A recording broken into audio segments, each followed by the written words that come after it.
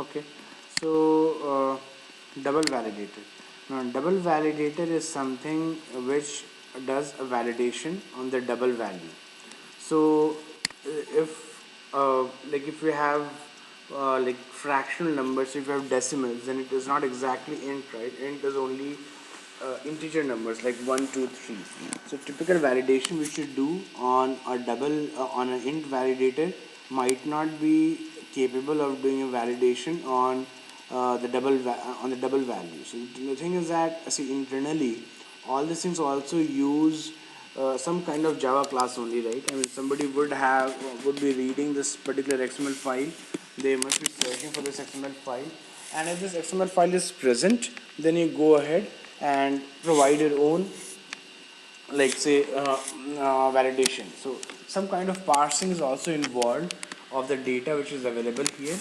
Okay, and if that data is available, I mean if that data is available, then you go ahead and do some validation. So that's why whenever you are using double value, it's always that you have to use this double validator. I mean this validator type as double instead of type as int. Okay, that is one thing. Second thing is that this double value validator will obviously accept double values, in the sense that you can have the decimal numbers here. Okay, it has more precision than float values, so 68.43 or whatever is the minimum amount you can mention, the maximum amount mentioned, or you can get define something else as well. Okay, so that is what it's doing. Yeah, it is I mean it is exclusive in the sense that, I mean, those values are, I mean, not included, but it has to be greater than that particular value. That's what I mean, I know from this particular thing, that the minimum value, like it is greater than this, it is not inclusive of this particular value, and the same thing is true for max stuff also, that it doesn't include this particular number, it includes like less than this number. So that is what is meant by exclusive. Okay, I mean I can double confirm on that, but I think that is how it is. Did I answer your question, Suhas?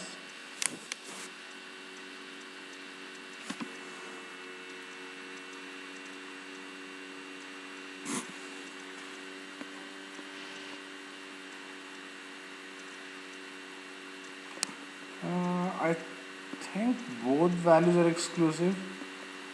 Uh, just give me a minute, let me verify.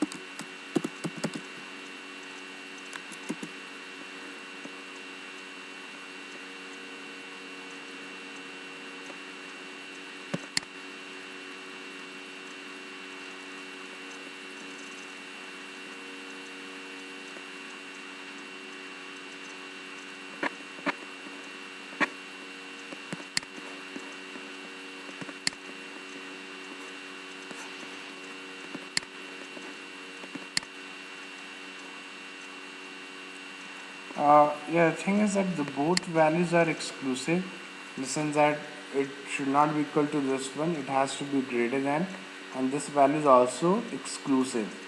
But the double value validator provides you two more types. I mean, apart from min exclusive, you have min inclusive as well, and apart from max exclusive, you have max inclusive as well. So what this means is, if you have to implement less than equal to thing, you can use max inclusive. Okay, if you have to implement greater than equal to 68.43 logic, then you can use min inclusive. So that is also supported in the double value validator. Okay, then you have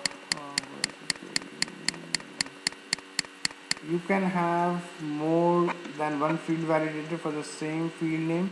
Yes, you can have.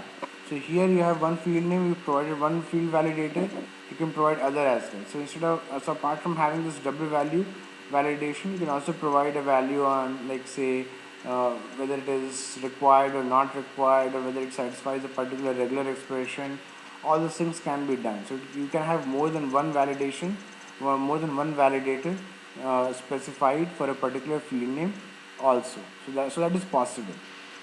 Okay, that is possible. Okay.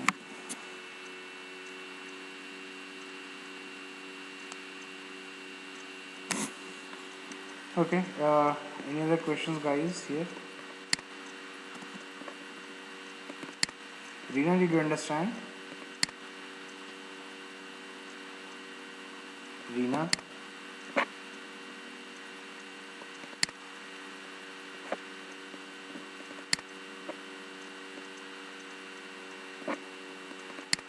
Okay. Any specific portion which you did not understand, I can repeat it. Yeah. Thanks, Raja. Any specific portion if you did not understand, Rina, I can go ahead and repeat it. I mean, wherever you did not understand. Okay. If you have any questions, then let me know. Now that is for validators. Now the thing is that, say you want to implement, if you want to use an XML, or maybe if you not, I mean if you want to do your own custom validation, how is that possible, right? So that is also supported in this XML validation as well. So the thing is that you have to implement your own custom validator. Okay. Now that custom validator is that there is one class called as field validator support. Okay. Now what this field validator support does is that, I mean, it has some of the this validate method is already implemented. Okay, there internally they use this field validator support only for other validations, which is inbuilt validations, and it is exposed here so that you can implement this. I mean, you can extend this and override the validate method and provide your own implementations. Okay, so as I mentioned here, the custom class has to extend field validator support. The field validator support is an inbuilt validator class, and we need to override the validate method. Okay, so you see here you have one value domain name. Again, this should be the field. I mean, not the field, but the value which is coming up from the the XML. Okay, and then you get the field name from using get field name, and then this domain name, I mean, you can compare that. If your field name ends with the domain name, then it is fine. If it doesn't end, then add this error, and the error is that field name anyways is provided. It's coming from this field validator support class only, and you can give your object here, that what is the object on which you are trying to run the validation. So if you see here, we are doing this dot get field value. You provide the field name and you provide the object. Okay, so the field name here is whatever you got, I mean, say name or age in from our previous examples, and then you give the object in the sense that whatever is being coming from the JSP, and when it's converted and you have that action class where the details are populated, that object is also passed here. You can get that object, that particular that particular value from the object, and you can then cast it and get the actual value, and then you can like print it also, that what is the validation, what is the value in which you will be running the validation. And once you get that, after that you can put your own domain name validation on top of it. Okay, so that's how it typically works. So once you do that, you have to create one XML. Okay, validators.xml. Again, it has to be in the class path, which I think is a very basic requirement. Even if you create XML, it has to be there for someone to look into it, right? It has to be present. So you need to have this. You have to create validators.xml and put your own custom validation inside it. So if you see, what we have done is we have put validator, then we have put name as whatever name you want to give. So in this case, the name which we have given is custom validator. Okay, and then the class name is my validator. Alright, and the class name is my validator. So that's how you go ahead and do this validation. Now this my validator class is nothing but whatever you have defined here. right? You had what do you say, my validator class which you implemented the same thing, fully qualified classroom. Here I have not mentioned it like that, but it's fully qualified classroom. You have to mention it here. Okay. Now once you've done this in the XML file which we had from beforehand, remember the name of action class, name of the action hyphen validation.xml. There, wherever you want to do the field level validation, you need to include this particular custom validator. So let me go back to that section. See, this is the one. Now for the email, and this answers your question as well, Sheila. I mean, this gives you a visual representation of what you are asking. A field can have more than one validation. Here, typically, you have three validations which are defined, whether the email is valid or not, whether the email is required or not. So these validations are there, and then on top of that, you have this custom validator which we have used.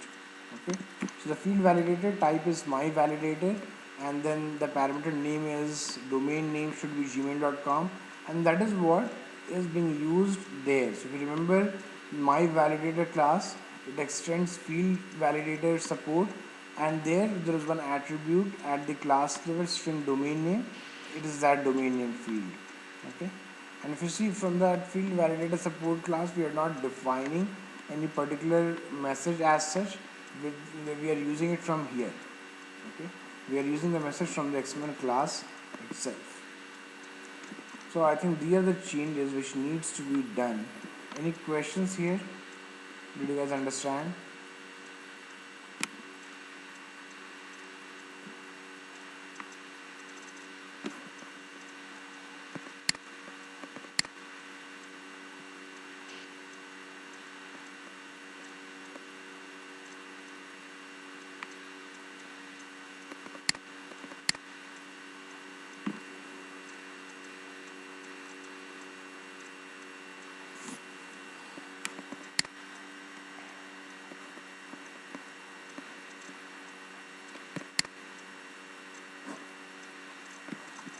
Okay, so since you guys understand, I'm fine.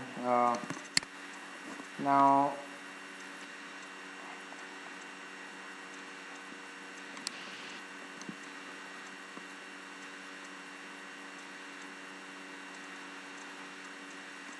okay, so let me ask, how many of you have worked on the assignments?